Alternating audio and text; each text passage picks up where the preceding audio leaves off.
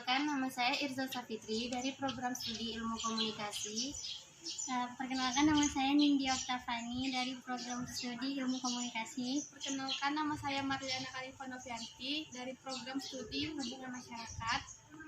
Kami akan mewawancarai salah satu pemuka agama. Tujuan kami melakukan wawancara ini tersebut untuk mengetahui tentang syirik. Yuk simak videonya.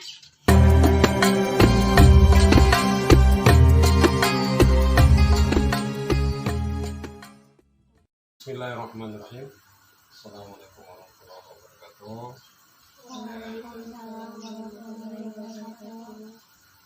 Baiklah, kita di sini akan coba membahas atau menjelaskan apa yang dimaksud dengan syirik. Syirik yang pertama sekali artinya adalah menduakan atau menyekutukan Allah Subhanahu wa Ta'ala. Disebutkan Allah Subhanahu wa Ta'ala ini baik kita itu menyembahnya atau memohon pertolongan selain daripada Dia. Jadi syirik ini artinya mencari sesuatu atau menduakan dari sesuatu yang sampai kita dari Allah Subhanahu wa Ta'ala. Ini yang disebut dengan syirik. Ini perintah Allah Subhanahu wa Ta'ala, jangan mencari sesembahan lain kecuali hanya menyembah Allah Subhanahu wa Ta'ala. Artinya jangan sampai kita ini beribadah kepada yang lain. Yang disampaikan Allah Subhanahu wa Ta'ala, kita adalah merupakan agama tauhid, hanya untuk menyembah Allah Subhanahu wa Ta'ala. Dan yang namanya syirik ini ada dua macam, yaitu syirik khafi dan syirik jali. Syirik khafi ini dia syirik kecil, syirik jali ini syirik nyata. Kalau syirik khafi ini masih dikatakan tingkat kecil ini, sebagai contoh mendatangi seorang dukun.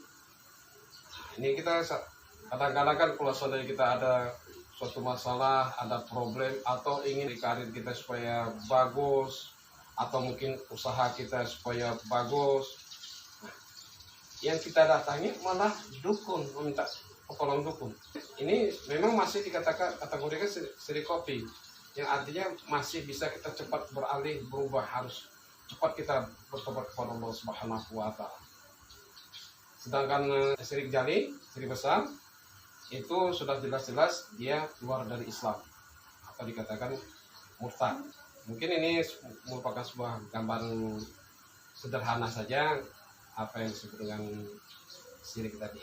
Mungkin di antara dari sekalian ini ada yang mungkin sesuatu yang mau ditanyakan, ya dipersilahkan.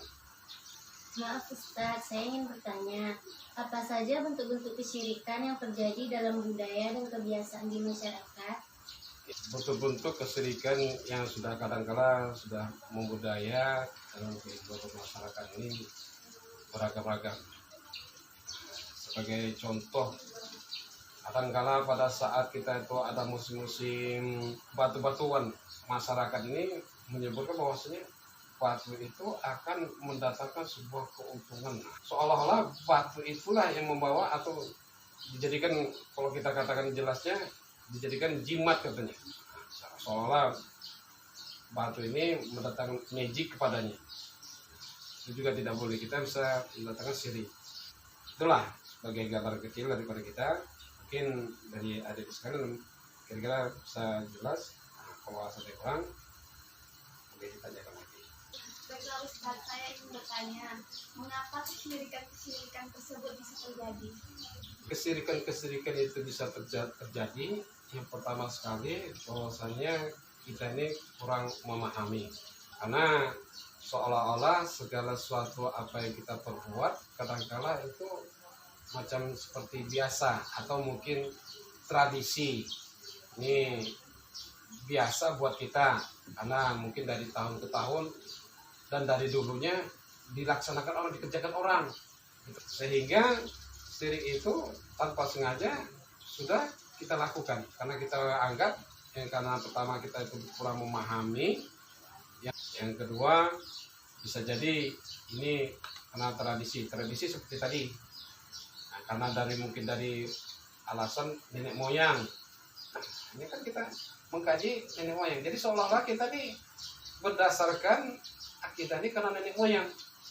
Padahal akidah kita ini, ketauhidan kita ini semata-mata untuk meraih ridho Allah, bukan karena nenek moyang. Yang ketiga ini bisa jadi untuk mencari-cari, yaitu mencari-cari keuntungan. Nah, sebagai contoh, dibuat sesajen. Ini kan mengundang jin, mendatangkan jin, kerjasama dengan iblis, setan, supaya dagangan laris, bisa mendatangkan keuntungan, bisa mendatangkan hasil berlipat ganda. Maka didatangi lah tempat-tempat, atau mendatangi dukun.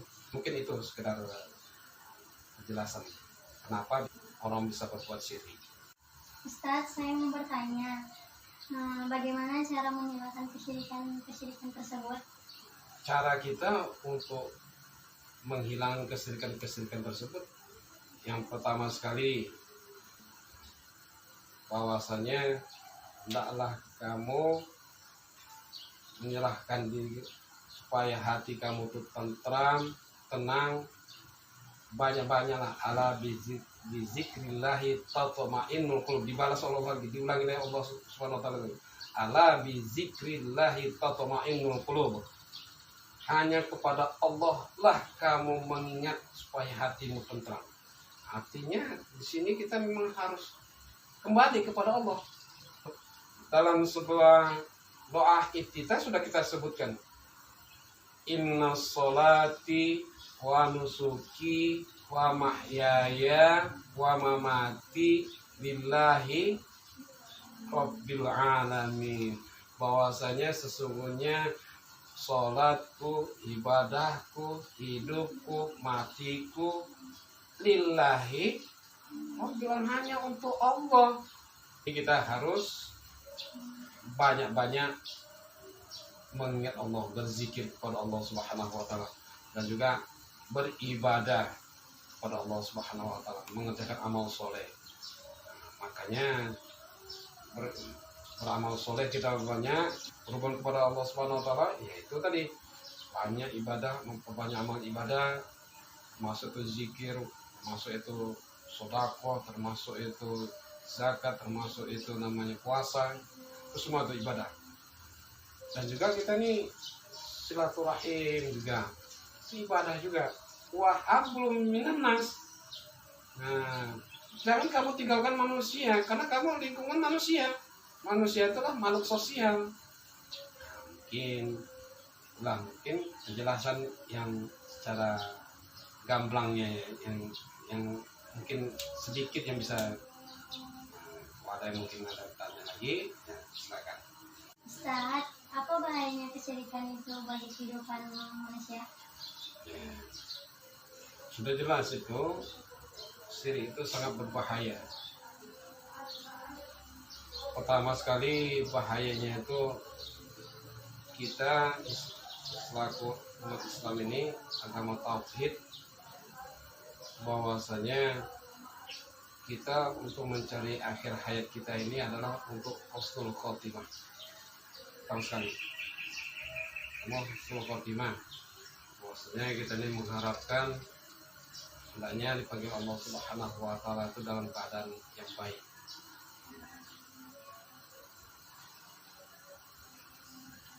Jadi kalau seandainya kita ini masih ada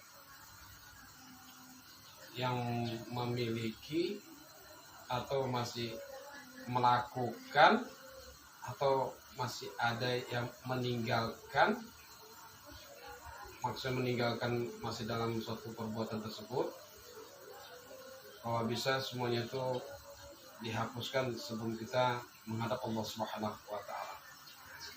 Karena semata-mata kita itu adalah husnul khotimah.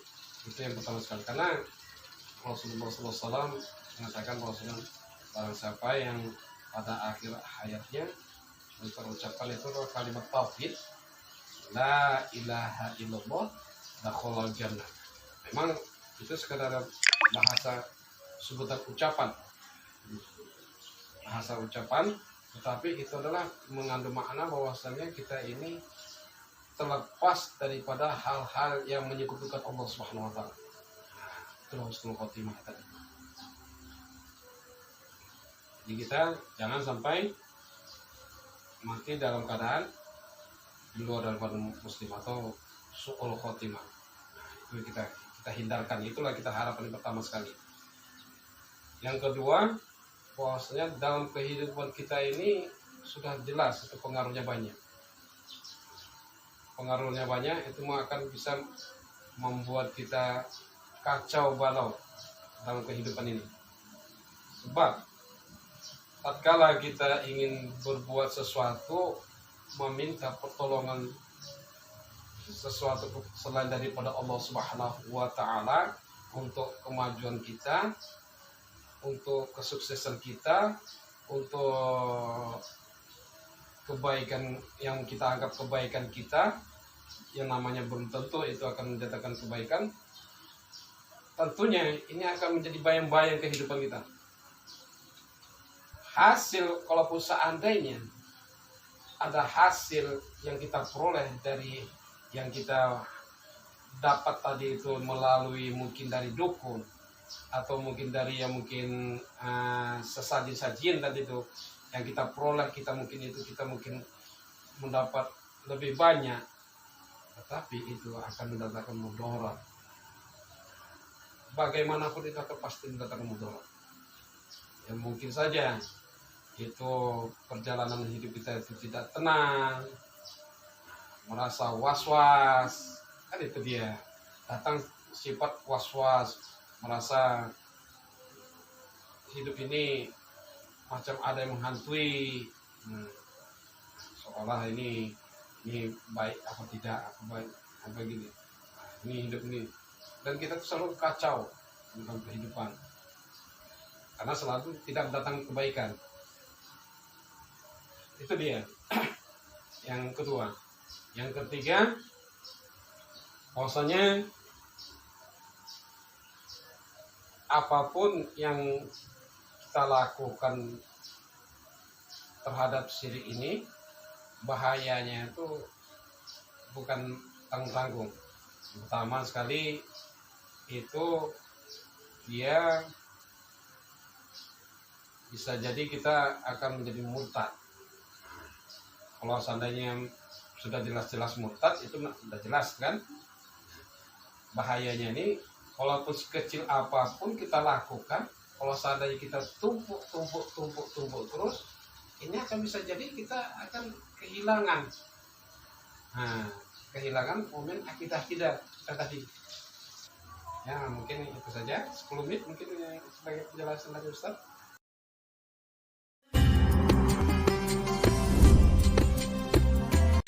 Apa itu syirik? Syirik yaitu menduakan atau menyekutukan Allah Subhanahu wa taala, baik dalam hal menyembahnya ataupun meminta pertolongan selain kepadanya. Syirik terbagi menjadi dua macam, yaitu syirik khafi, yaitu syirik kecil. Contohnya, seseorang yang mendatangi dukun agar karirnya semakin bagus. Syirik ini masih bisa untuk kita bertaubat kepada Allah Subhanahu wa taala. Yang kedua, syirik jali, yaitu syirik besar. Syirik ini sudah jelas dikatakan keluar dari agama Islam atau murtad. Apa saja bentuk-bentuk kesyirikan yang terjadi dalam budaya dan kebiasaan masyarakat?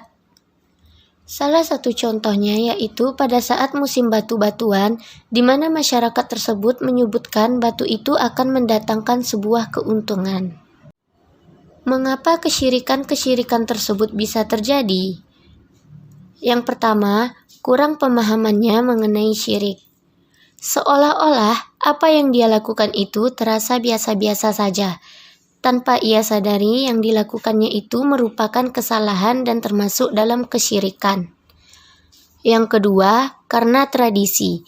Dengan mengalasankan nenek moyang, jadi seolah-olah kita ini hidup di dunia berdasarkan ketentuan nenek moyang. Yang ketiga, karena ingin mencari sebuah keuntungan. membuat sesajian untuk mengundang dan bekerja sama dengan jin agar dagangan laris dan mendapat keuntungan yang besar. Bagaimana cara menghilangkan kesyirikan-kesyirikan tersebut? Yang pertama, kembali kepada Allah Subhanahu wa Ta'ala. Kedua, perbanyak mengingat Allah dengan berzikir. Ketiga, mengerjakan amalan-amalan soleh. Keempat, beribadah kepada Allah seperti berpuasa, bersedekah, zakat, termasuk bersilaturahmi. Apa bahayanya kesyirikan itu bagi kehidupan? Yang pertama, usaha yang kita lakukan dengan sesajian atau bekerja sama dengan jin, hasil yang kita dapatkan tersebut mendatangkan mudarat.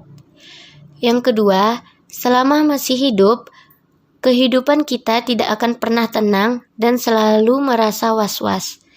Yang ketiga, jika kita masih terus-terusan berbuat kesyirikan, bahkan sampai dikatakan syirik besar, maka kita sudah dinyatakan murtad.